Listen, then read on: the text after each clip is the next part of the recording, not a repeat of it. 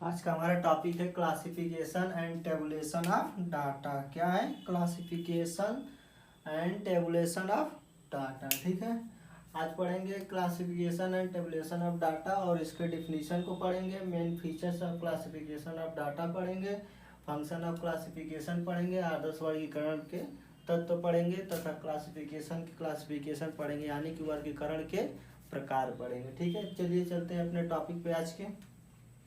अब देखते हैं क्लासिफिकेशन। क्लासिफिकेशन का मतलब क्या होता है, इसका डिफिनीशन क्या होती है।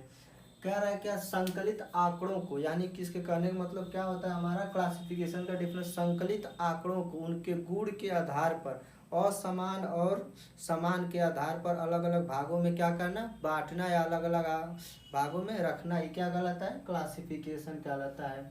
यानी संकलित आंकड़ों को उनके गुण के आधार पर समानता और असमानता के आधार पर बांटना, यानी कि अलग अलग भागों में बांटना। ठीक है, ये हमारा क्या होता है, क्लासिफिकेशन होता है। इसको क्या कहते हैं, क्लासिफिकेशन। ठीक है,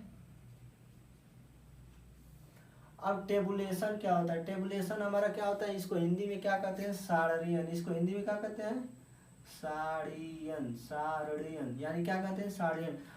संकलित आंकड़ों को क्या कहते हैं, संकलित आंकड़ों को उनको अलग अलग सारणी में रखना, यानी सुटेबल ढंग से सॉल्व करने के लिए उनको अलग अलग सारणी में रखा ही जाता है। इसलिए सारणी में रखने यानी अलग संकलित आंकड़ों को अलग अलग सारणी में रखना, ये क्या कहलाता है, सारणियन कहलाता है। क्या कहलाता है, टेबुलेशन कहलाता है। ठीक है, अब बात करते हैं इसके मेन फीचर्स ऑफ क्लासिफिकेशन, यानी क्लासिफिकेशन के मेन फीचर्स क्या होते हैं।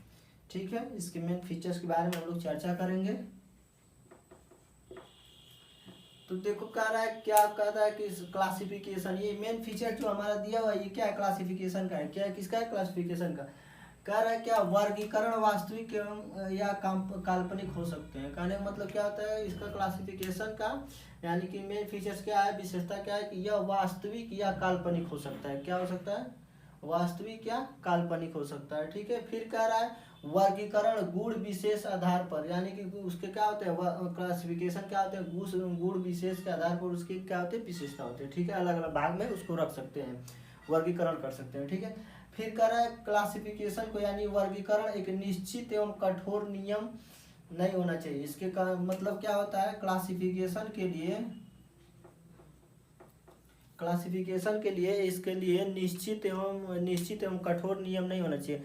क्लासिफिकेशन ऐसे रखना चाहिए जिसके लिए कि उसको आसानी से सॉल्व किया जा सके। ठीक है, यानी सामान्य, इसमें क्या होती है, सामान्य बुद्धि की आवश्यकता होती है, सामान्य बुद्धि की आवश्यकता, यानी नॉर्मल लड़का भी इसको सॉल्व कर सकता है। ठीक है, अब कह रहा है चौथा कह रहा है पदों की विभिन्नताओं के बीच उनकी एकता स्पष्ट करता है। यानी कि क्लासिफिकेशन क्या होता है, उनके बीच में जो डिफरेंस होता है, यानी जो क्लासिफिकेशन के पद होते हैं उनके बीच में जो डिफरेंस होती है उनकी क्या कहता है, एकता स्पष्ट करता है। क्या करता है, एकता स्पष्ट करता है। ठीक है, ये हो गया इसके मेन फीचर्स, यानी वर्गीकरण वास्तविक या काल्पनिक हो सकता है। क्लासिफिकेशन एक गुण विशेष के आधार पर इसको रख सकते हैं।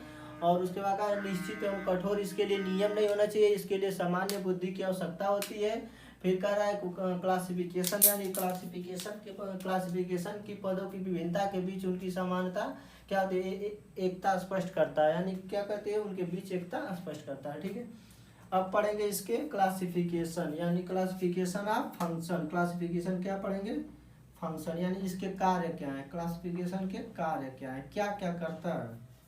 ठीक है, ये क्लासिफिकेशन क्या करता है, हमारे आंकड़ों को क्या करता है, सरल एवं संक्षिप्त बनाता है। क्या करता है, सरल एवं संक्षिप्त बनाता है। ठीक है, अब कह रहा है कि क्लासिफिकेशन क्या करता है, समानता और असमानता में अंतर स्पष्ट करता है।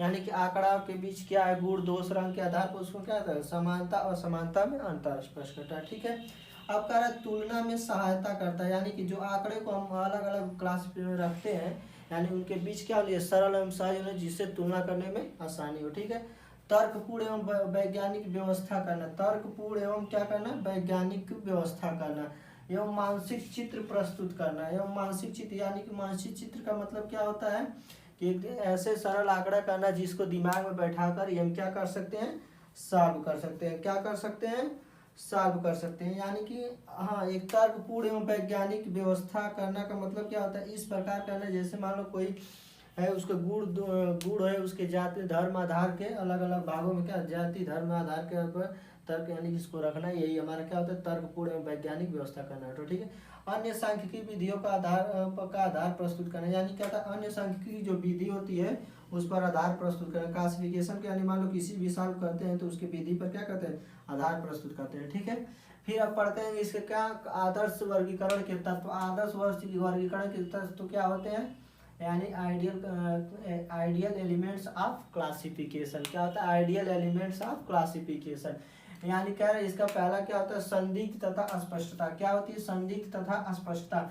वर्गीकरण मतलब कहने मतलब क्या ऐसा संदिग्ध न हो जिसके जोड़ घटाने गुणा भाग में संदिग्ध न हो, यानी उसमें स्पष्टता होनी चाहिए। ठीक है, ताकि उसको किसी वर्ग में रखा जा सके। इस प्रकार क्या होता है उसको किसी वर्ग में रखा जा सके। ठीक है, निशेषी का मतलब होता है क्लासिफिकेशन जो होता है उसको क्या होता है किसी न किसी क्लास किसी न किसी उसमें रखा होना चाहिए, किसी भी क्लास में वो होना चाहिए क्लासिफिकेशन। ठीक है, यानी कि इसमें क्या होता है किसी न किसी क्लास में होना चाहिए। ठीक है, पृथक्करण का मतलब क्या होता है इसका मेन तत्व एक और होता है पृथक्करण, यानी क्लास को क्या होना चाहिए अलग अलग, यानी पृथक्करण होना चाहिए अलग अलग भाग में होना चाहिए। पृथक पृथक का मतलब ये होता है अलग अलग, यानी पृथक्करण।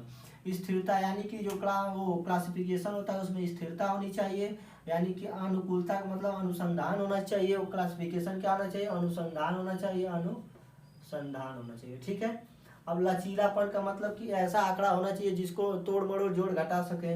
ठीक है, ऐसा होना चाहिए। सजातीय का मतलब होना चाहिए क्लासिफिकेशन हमारा क्या होना चाहिए सजातीय होना चाहिए। क्लासिफिकेशन हमारा क्या होना चाहिए सजातीय होना चाहिए। ठीक है, फिर कह रहा है गणितीय शुद्धता, यानी कि गणितीय क्लासिफिकेशन ऐसा होना चाहिए जिसको जोड़ा घटाया जाने में कोई त्रुटि ना होनी चाहिए। ठीक है, ये होता है हमारा गणितीय शुद्धता। यानी कि आज का ये हमारा क्या है classification and tabulation of data. संकलित आंकड़ों को उनके गुण आधार पर समान और असमान के आधार पर भागों में बांटना। टेबुलेशन मतलब क्या होता है अलग अलग सारणी में रखना, ये टेबुलेशन कहलाता है।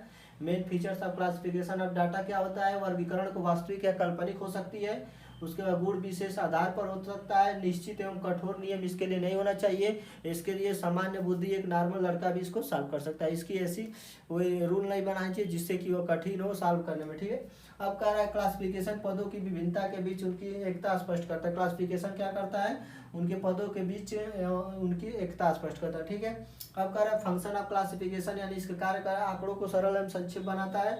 समानता एवं असमानता में अंतर स्पष्ट करता है, तुलना में सहायता करता है, तर्कपूर्ण एवं वैज्ञानिक व्यवस्था करता है और मानसिक चित्र प्रदर्शित करता है, अन्य सांख्यिकी विधियों के आधार पर प्रस्तुत करता है। आइडियल एलिमेंट्स ऑफ क्लासिफिकेशन होता है संदिग्ध एवं स्पष्टता रखता है ताकि किसी न किसी वर्ग में इसको रखा जा सके। ठीक है, अब निशेषी का मतलब होता है कि वर्गीकरण को इस प्रकार से करना कि यानी कि किसी न किसी क्लास में सम्मिलित होना चाहिए। ठीक है, पृथक्करण का मतलब होता है क्लास क्या होना चाहिए अलग अलग होना चाहिए। स्थिरता मतलब स्थिर होना चाहिए। ठीक है, अब कह रहा है अनुकूलता, अनुकूलता मतलब क्या होता है अनुसंधान, यानी क्लासिफिकेशन क्या होना चाहिए अनुसंधान होना चाहिए। ठीक है, अनुसाधन होना चाहिए। ठीक है, उसके बाद कह रहा है कि लचीलापन क्या होता है यानी कि ऐसा आंकड़ा होना चाहिए जो एकदम नॉर्मल तोड़ मोड़ को उसको जोड़ा घटाया जा सके। ठीक है, सजातीय कह रहा है यानी कि क्लासिफिकेशन क्या होना चाहिए सजातीय होना चाहिए। फिर गणितीय शुद्धता क्या होती है जोड़ घटाने में कोई कमी ना हो। ठीक है, उसी को गणितीय शुद्धता कहते हैं। ठीक है, आज का टॉपिक हमारा ये है। ठीक है,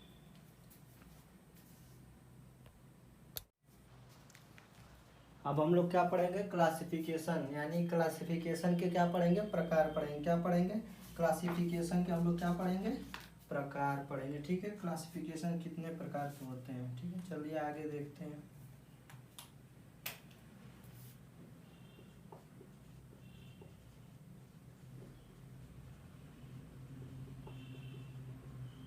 टाइप्स ऑफ क्लासिफिकेशन। ठीक है, ये होता है पहला समय के आधार पर, क्या होता है समय के आधार पर। दूसरा क्या होता है आकार के आधार पर।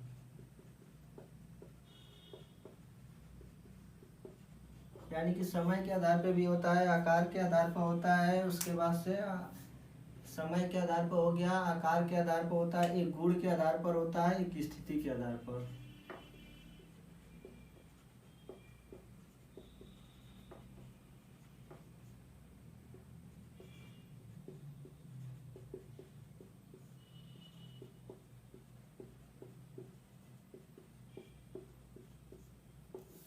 यानी कि क्लासिफिकेशन, टाइप्स ऑफ क्लासिफिकेशन हमारा क्या होते हैं, समय के आधार पर होता है, आकार के आधार पर होता है, गुण के आधार पर होता है और स्थिति के आधार पर, जैसी कंडीशन बनती है उसके हिसाब से प्रकारों में इसको बांटा जाता है। ठीक है, अब कह रहा है हमारा, इसके बाद पढ़ेंगे क्लासिफिकेशन से होंगे, तो क्लासिफिकेशन के बाद देखेंगे, ये हो गया हमारा टाइप, यानी इसके बारे में अब इसके मेथड पढ़ेंगे। क्या पढ़ेंगे,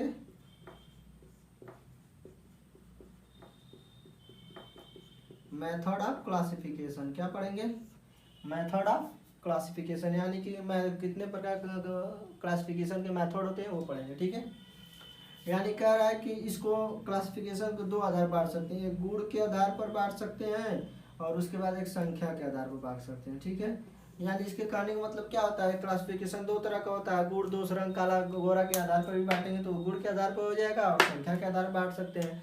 तो यानी इस तरह से हमारा क्लासिफिकेशन कितने प्रकार का होता है, गुणा, पहला हो जाएगा क्या, गुणात्मक, दूसरा क्या हो जाएगा, संख्यात्मक। क्या हो जाएगा, संख्यात्मक। ठीक है, पहला वर्गीकरण क्या होगा, गुणात्मक, दूसरा क्या होगा, संख्यात्मक। ठीक है, अब चलते हैं गुणात्मक क्या होती है, गुणात्मक को पढ़ते हैं। गुणात्मक वर्गीकरण, गुणात्मक वर्गीकरण। ठीक है, इसकी परिभाषा होती है, यानी गुण दोष, गुण के आधार पर, यानी कि ये क्या होता है, गुण के, यानी गुण आधार पर। ठीक है, गुण के आधार पर। ठीक है, ये गुणात्मक वर्गीकरण होता है, यानी गुण के आधार पर। ये भी दो प्रकार का होता है, द्वंद्व विभाजन वर्गीकरण और एक होता है बहुगुणी वर्गीकरण। द्वंद्व विभाजन वर्गीकरण। ठीक है, दूसरा होता है द्वंद्व विभाजन हो गया बहुगुणी वर्गीकरण।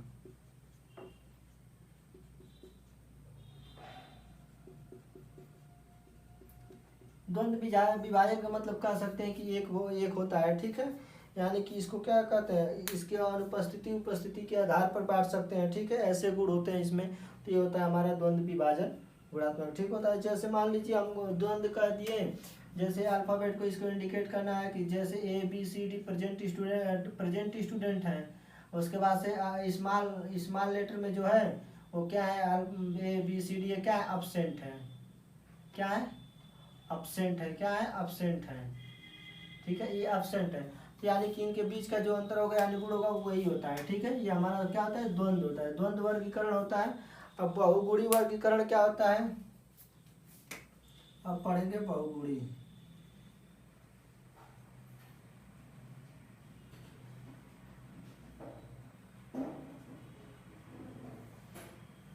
बहुगुणी वर्गीकरण क्या होता है, बहुगुणी वर्ग का मतलब क्या होता है, गुण के आधार पर यानी निकलते हैं। यानी कहने का मतलब क्या है, कोई भी ए दे दिया, ए दे दिया, अब इससे क्या, इसके दो गुण हो गए, ये नहीं कि इसके एक ये गुण हो गए, अब इसके भी क्या हो जाएंगे, इसके भी एक मान लो XY गुण हो गए, इसके भी दो गुण हो गए, इसके भी तो कुछ गुण होंगे, और उसके बाद Z हो गया, X हो गया, यानी कि ये हो गए बहुगुणी क्या होता है, वर्गीकरण होता है। यानी कि क्या होता है, मान लीजिए एक वर्ड दिया है, इसका दो क्या है, गुण है, जैसे A और B है, फिर A और B का एक B का भी अलग अलग होगा, तो A का गुण होता है X और Y, तो B का भी होगा ZX, यानी कि क्या होता है हमारा, इस प्रकार होता है, क्या कहते हैं, बहुगुणी वर्गीकरण। ठीक है, द्वंद्व विभाजन वर्गीकरण का मतलब क्या होता है, मान लीजिए कोई छात्र क्लास में आए हुए हैं, उनको AB से वो दिखा रहे हैं, और जो अब्सेंट है उसको स्मॉल लेटर AB से कर रहे हैं। ठीक है, तो इस तरह से हमारे हो गए गुणात्मक के आधार पर। ठीक है,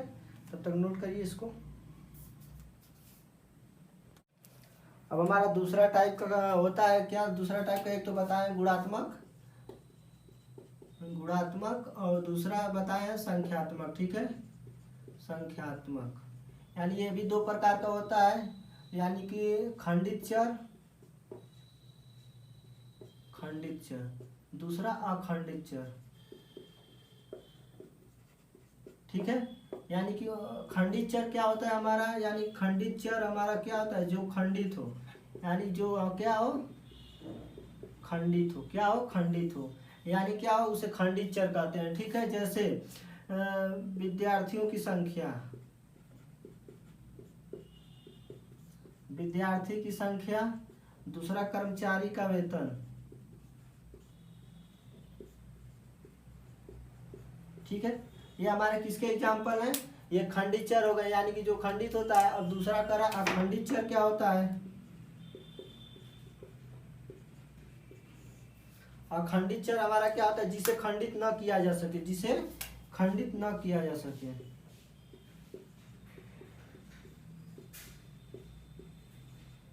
न किया जा सके, ठीक है, जिसे खंडित न किया जा सके, यानी इसे सतत चर भी कहते हैं।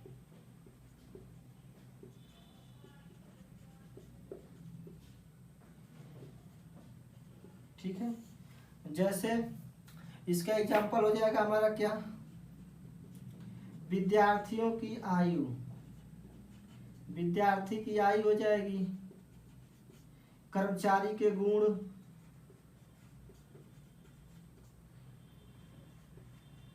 या कर्मचारी के आय, यानी इस प्रकार के हमारा क्या होता है, ये होता है अखंडित चर होता है। यानी कि क्लासिफिकेशन, यानी कि लास्ट टॉपिक थी हमारा क्लासिफिकेशन कितने में होता है, दो प्रकार का होता है, यानी गुणात्मक होता है, एक संख्यात्मक होता है। यानी संख्यात्मक दो प्रकार का होता है, खंडित चर होता है, अखंडित चर होता है। उसके बाद खंडित चर होता है जो जिसे खंडित किया जा सके, जैसे विद्यार्थियों की संख्या और कर्मचारी का वेतन, ये हमारा खंडित चर होता है। अखंडित चर मतलब जिसे खंडित न किया जा सके, अर्थात ये इसे सतत चर भी कहते हैं।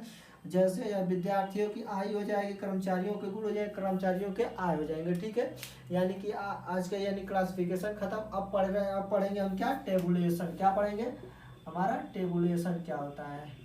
ठीक है, अभी टेबुलेशन को तो परिभाषा बताई है, अब इसको नोट कर लीजिए तब तक उसको।